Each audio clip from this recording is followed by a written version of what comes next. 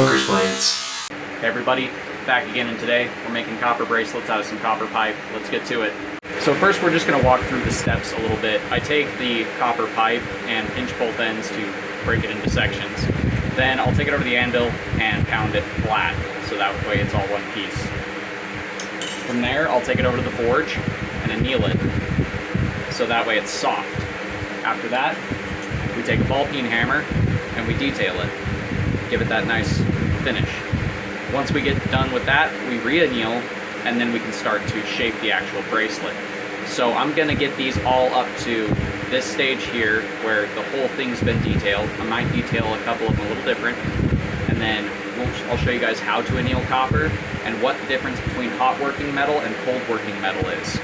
So this is one of our flat sections, and I'll show you the difference in what annealing actually does here.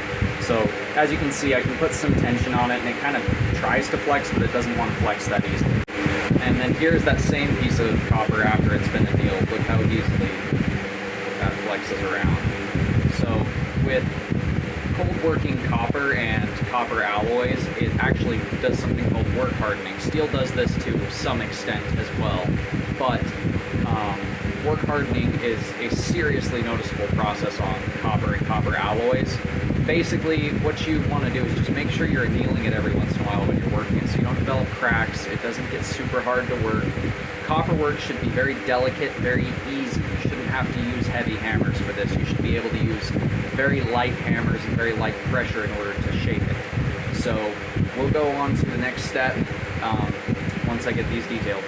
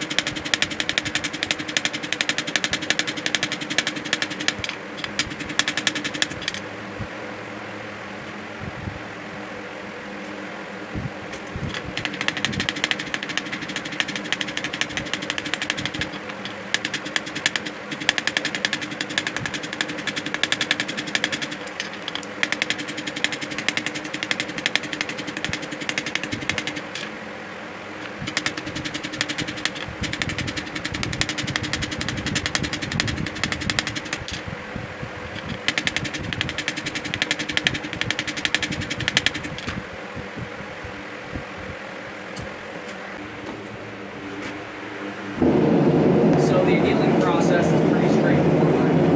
All you want to do is get your copper up to a hot working point. It's going to look about cherry red or orange. I don't know how it's going to look on camera, but you want to get your piece of copper nice and hot and then quench it off in some water. You see, with steel, that would be a very big no-no, because cold water will crack your steel if you're quenching it, especially if it's carbon steel. However, copper, it's like yin and yang. Copper is steel's yin to its yang. You see, copper softens when quenched in cold water, whereas it would kill the steel if I were to try to do the same thing. So about like that. So we now have our 4 pieces of annealed copper that have been finished in terms of the hammer work. Now all we're going to do is go over to the grinder, and we're going to clean up these sharp corners, get this all nice and smooth and round on all these. Then we'll come back and start to bend them to shape. These longer ones are going to have a much different shape than these shorter ones.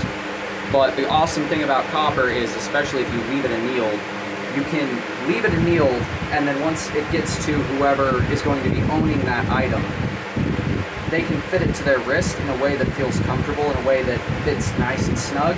And as they fit it over and over, the copper will kind of work harden into that shape a little bit more. So it'll be kind of a one-size-fits-all, as long as your wrist is broad enough or skinny enough, depending on the design. So we're back from the grinder, and we have all 4 pieces that are still annealed, polished up, shined up. I'll get a better shot of it on camera after we're done here. But as you can see, we've smoothed all these edges so they're nice and smooth, nothing's going to cut anybody. So the difference between hot working and cold working material is as simple as it sounds. Working the metal hot or working the metal cold. If you're working the metal in a cold working fashion, you're working it basically at room temperature. You keep it soft by annealing it and then you keep working it.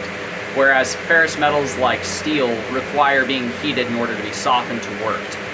And that's kind of where you get hot working and cold working from. What I usually do on the channel, that's hot working. That's blacksmithing, forging, that kind of stuff, that is hot working. Copper working is usually done cold, unless it's smelted or cast. So we've got all three of these finished up. One of them ended up having some problems. This is the problem of using scrap metal. Sometimes there are flaws in the material, that's why it was thrown away. This one, the pipe actually, the seam ripped open where the pipe was soldered closed, or however they make pipe nowadays. But yeah, we've got a small one with the tiny little half loops, we got a medium size with some big old round loops, and then we've got kind of a larger one, medium sized one, that's got also very small loops. But these are the finishes they end up having with that hammer working. They end up looking pretty nice. And if you're looking for a custom blade or custom jewelry or whatever, check out my Etsy store. I sell these, I sell other stuff, I sell sharp things. If this is your first time to the channel, don't forget to hit subscribe and like the video so that way it recommends you my content more and you can see what I'm all about. Until next time, God bless, stay sharp out there.